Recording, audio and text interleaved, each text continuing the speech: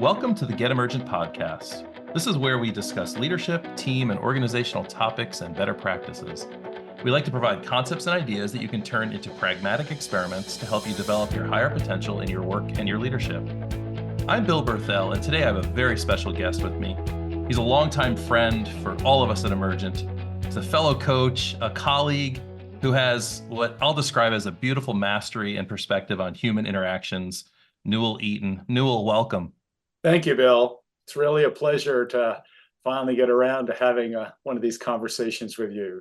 Yeah, absolutely. Well, one that we're going to get to record at least, right? Exactly. I always enjoy our conversations. And we were kind of joking just a moment ago that it's a shame we only have, well, we have as much time as we want. We'll only make about 20 minutes or so of this. We could talk all day. We sure could.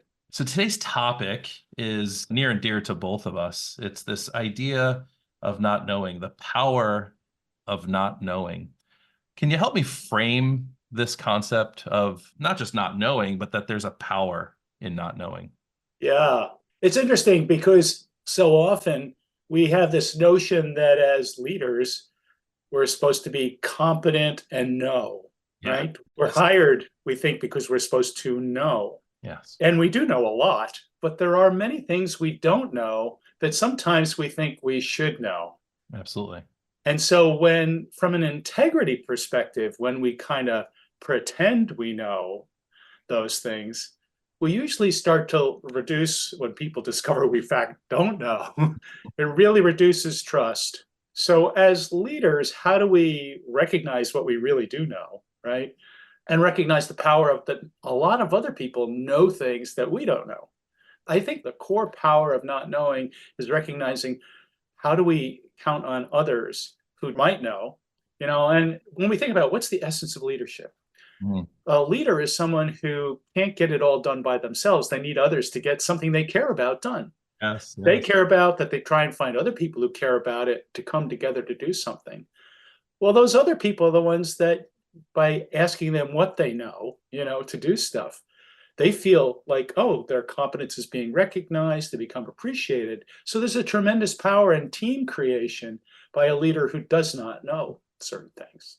Newell, I love how you just defined leadership in the way that it's someone who can't get it all done by themselves. That really underscores what we're talking about today.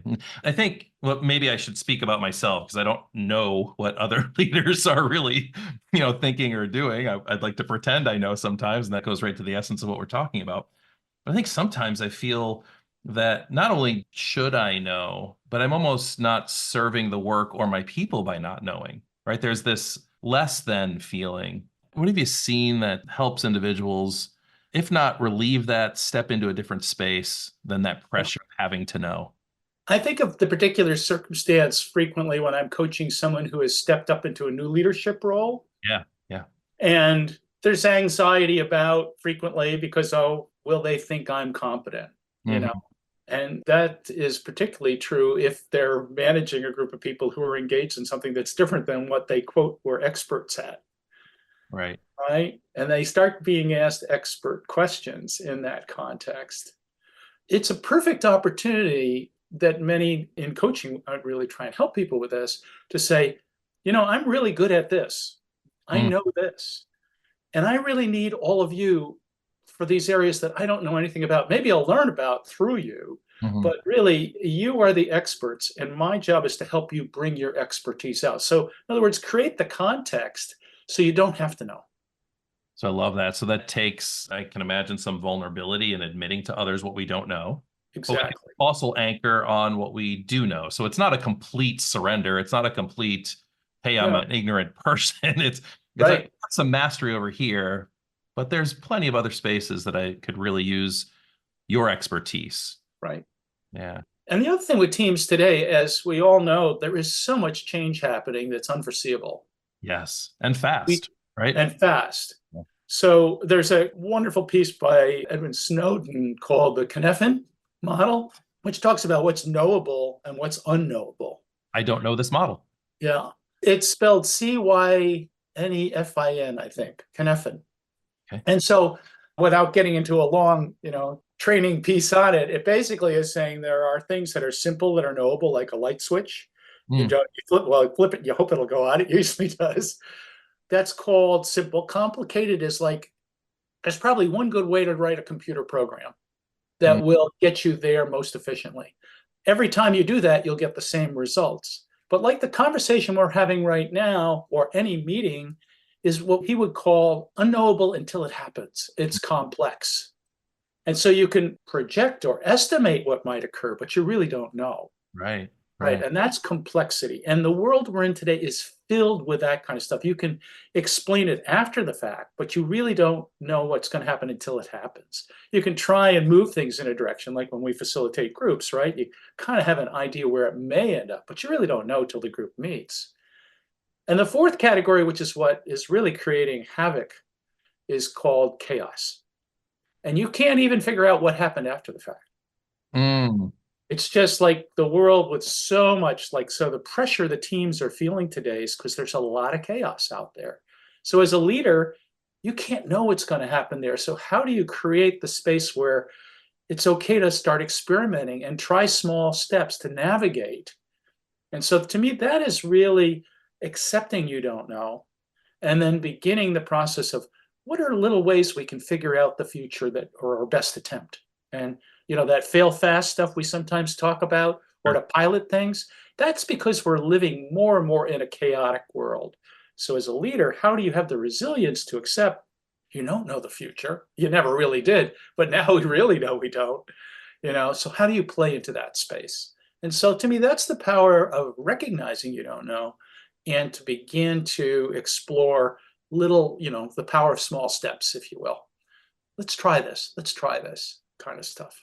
So the differentiation between complex and chaotic is the foreseeable potential future state. Chaotic is we even get to the future and look back and it's difficult to really tell what has happened. Exactly. Yeah. Or I sometimes think of complexity like if you have an organization that has meetings on a regular basis, Mhm. every meeting is going to be different, but there's a general flow that you can sense what's likely to occur. You can do probabilities with some degree of success Right. in complexity, right? Writing a strategic plan, right? I mean, yeah, it won't come out like it never comes out like what you propose, but there's approximation and you can navigate it. Whereas today's world is far more often chaotic. Mm, We think we know what will happen, but boy, it really does. I mean, who could, certainly the whole COVID time was a time of extreme chaos. No one could, I mean, there were people who kind of forecast it was going to happen someday, but to right. see what was going to happen out of it and how it's affected organizations and the hybrid and all the rest of it, we get to deal with hybrid, like what we're doing right now in a way. I don't think any of us had a handle on that in 2017, 18, right? So the power of not knowing was to appreciate there's going to be an unknowable future. And how do you set yourself up to be resilient enough to be able to deal in that world as a team? So how do you use that? Yeah, so let's go there because I think you're right. I think leaders are working in more perhaps chaotic environments or chaotic topics, the way we're defining chaotic currently. It's making me think of the acronym VUCA, right? Yeah, Volatility, uncertainty, complexity, and complexity and the ambiguity, ambiguity. right? There's ambiguity that's there. What do we do about it? So there's this thing of not knowing, having a willingness to not know. What's the pragmatic? Yeah. What do I do? First of all, get your team together, or get, if you want to even go broader, who are people who are going to have points of view, the whole benefits of what we talk about with DEI these days, right? To get different opinions, to have inclusion, Sure. get the wisdom of the more diverse crowd, right? And then from that group, I love that one of my colleagues, Tim Herson, wrote a book on productivity thinking. And in it, he uses this tool called what he calls the no wonder tool. What Mm, do I know? What do I wonder? love it. Yeah. So what do I know is what do I really know? What are facts, or, in ontological terms, what are assertions, right? What do we really know? They're facts. What are opinions or assessments or guesses? Well, some of those have more probability. They could still fit in the no category. And what are our assumptions about reality? And getting a group to do that. But then what do we wonder? And that's where we start looking at alternative futures or alternative possibilities. So by even doing that, not that those futures happen that way, but the process of engaging in that, like the benefit of planning, is you at least are preparing yourself for alternative futures. You've got kind of a game plan on what you're going to do with change. When it happens, you know, all of a sudden someone gets sick, who's going to take their role, right? You know, that type of being clarity about those kinds of things. An organization that does that is then much better prepared to deal with alternative futures. It sounds to me like a lot of paradoxes or the topic of polarity management, which I know you and I Yeah. have talked about, we've talked about on our podcast. Yeah. That's really comes in play here, right? Because I have a plan, I have some structure, but I'm imagining not knowing will also require a great deal of flexibility and adaptability in my plan, perhaps, right? Because I'm going to discover some of my wonderment is going to uncover things I could not have planned for.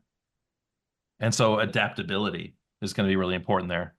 Exactly. I mean, I'll use what we're doing right now. I entered this call with like, oh, there's some things I might want to talk about. Yes. I didn't know what I was going to say. We've drifted in some directions that were kind of like maybe in my footnotes of, oh, maybe we'll go over there, Yeah, but yeah. it flowed that way, right? I didn't know this was going to happen. I mean, I'm really appreciating our conversation, Bill, because I think it's gone where it needed to go for whatever that means, right? We'll assess that at the end afterwards, perhaps. But so much of accepting that is really how does someone become a resilient leader and create teams that have that flexibility? I'm talking about that because that's the space I mainly focus on, you know, and see where it can have the most impact on the world. I mean, you know, that whole notion that the world's going to change because of the quality of leadership that we create. You know, conscious leadership is the answer. Yeah. So how do we build that? Well, power of not knowing is one of the core competencies I think we need to help leaders develop. Yeah, I so agree. Newell, talk to me a little bit about how you guide or work with leaders that, this isn't easy when there's expectations on me. I've got specific goals and objectives to deliver for my organization or for my boss. Man, just letting go doesn't feel like the thing to do. I've got to deliver. Yeah. Well, it's not letting go. Yes, right. Good. Differentiate for me. It's recognizing I do not know, or I may suspect, you know, I may have a notion of what it is, but I really don't know. To really recognize I'm jumping to conclusions or I'm making some assumptions. Who do I know, or where might I find out how to know? Hmm. If that exists. And then if that doesn't exist, because sometimes it doesn't exist, how do I get a group of us together, like I was saying a little bit earlier, that we can at least come up with the highest probability or at least some alternative scenarios? Mm-hmm. And so it's more than one person observing that future. You've built trust in your team that everybody's like kind of working together on, because all those different eyes and points of view can really start to see it perhaps with a better chance of success. And it speaks to the importance and value of how we build our teams and develop our teams, Yeah. right? As much as we can plan that, get the highest probability of diverse skill sets on our team to get that collective intelligence higher Yeah. than any one individual. Yeah, there's kind of a freedom in it. Mm. I actually do some embodiment activities around it where I ask people to just realize they can't control gravity, right? Yes, yeah. They can count on gravity, at least up till now, right? And I try to lessen my relationship with it by losing weight, but I hear what you're saying. But the notion of gravitas, right? Right? It's like, notice you can trust gravity, right? You know, so really beginning with what are things you could really trust that, you know, if you try and stop breathing, you won't succeed. Your body will breathe for you. Yeah. You know, it's sort of developing your inside game. You know, I sometimes think of leadership development as we help people develop their inside game first so that they can really be more effective with their outside game. Mm. Right? But it begins inside. It doesn't begin outside. And a lot of times they want us to work first on their outside game, when really you got to get the inside, you know, their embodied sense, their emotional capacity, their capacity to think in various ways so that they can really bring their best of what they got to offer the world forward. And that learning to know yourself is knowable. at least some Mhm. of it, you Mhm. know? So how do we start with what can you really know about yourself? So when you're dealing with that external unknown, you're feeling more assurance, or even if you're feeling unsure, you know you're unsure so that you can reach it. That's the getting to that self-awareness level and being learning to count on others that really, I think, really matters in using this not knowing principle. Well, I so appreciate the concept of embodying the lack of that control, like our relationship with gravity or Yeah, our inability to stop breathing. Yeah, love that. We can remind ourselves, we can ground and center ourselves in that. that's right. Yeah, beautiful. Newell, I choose a word or a theme for myself for every year. And I want to share with you that 2024, my word is adventure, and my theme Oh, is to have more exploration and wonder through adventure. And beautiful. this conversation is centered in that space for me. I'm really appreciating it personally because often adventure is defined in a way where you're out doing something potentially unknown and or dangerous, right? Danger Yeah. is usually associated with that idea of adventure. And I wonder, what do you think about that idea as we navigate the unknown? How do we navigate those risks or those potential dangers? Yeah, I think you've named part of it.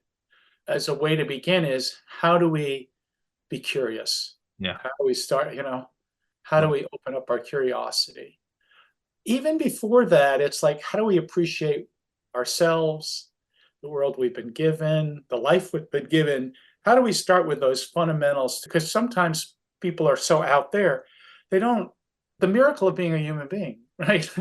And the miracle of being the human that we are, I just find that people don't spend enough time in appreciation of really the life they've been given. So it's like starting with that. When someone can be curious, they've already, in a way, like yourself, you've already have some inner appreciation of that. Mm. It's a precondition for it. And beyond appreciation, it's enjoying life. So how many stressed out people do we have? It's like, hey, Right. we're pretty privileged. Can you enjoy your privilege rather than be guilty about your privilege? Can you just be in that kind of awareness and appreciation of self and enjoyment? From there, adventure begins because it's then you've got a foundation for curiosity and you can move out. And a lot of times I find people are so lost with the outside and really what some would call in adult development, the socialized mind, that they really aren't ready for that self-discovery, that self-authoring. And the excitement that we have as coaches is to really help people to recognize that and begin to just even take the pause to pay attention to themselves rather than all that out focus. you know I Absolutely. call it the breath marks in the sheet of music. If anybody reads music, there are these breath marks. How are Mm. you taking breath marks in your life? Right. Yeah. So it's those strategic pauses, that self reflection, breath pauses. We have that opportunity to recenter ourselves or appreciate ourselves. Yeah, yeah, I think that's where it begins, Bill. What I love about this space we're talking about is I liken it to that fertile ground for creativity. Hmm. I think this is the space that maybe more pure or genuine creativity is really venturing into something that's unknown. We're creating something. Exactly. Perhaps every creation is created twice. There's a thought and then a manifestation of that. But even to Mhm. have that thought, we have to be able to say, oh, I didn't know that before. Yeah, Otherwise, it's just a duplication, not a creation. yeah. I've been really listening and reading a lot from Ursula Le Guin's, not her sci-fi so much, but her opinion pieces around things. Oh, She does this beautiful talk, and I've been thinking about it a lot, about the word she prefers to creativity, because creativity has been kind of taken over by Madison Avenue as like creativity is to produce a profit. right. Whereas she uses the word imagination. Oh, I love it. And so imagining, it's like visioning, but it's more. So she would like to call her work imaginary fiction, not science fiction or whatever. I'm interested in piquing people's imagination now. Is really my adopted new vocabulary. Not that, I've been teaching creative problem solving for how many years now? 25 years. Sure. So it's in there, but I'm intrigued by, and when you think about the unknown, how do we imagine a future, Mm, yes. Yeah. rather than create a future? It's a little more ephemeral, perhaps, but I think it offers more stretch. It also invites the power of not knowing, doesn't it? Sure does. It Sure. really invites that Power of not knowing. Imagine what we don't know. Imagine what we're not yet. That's right. Yeah, I love it. Thank you. Oh, thank you. This has been a wonderful conversation. Appreciate it, Bill. Always. And thanks for listening. You can listen to a new podcast 2 times every month here at Get Emergent or wherever you listen to your podcasts. This is where we bring you contemporary leadership topics and ideas, balanced with what we hope you find are better practices that you can apply directly to your work and your leadership. Thanks for listening.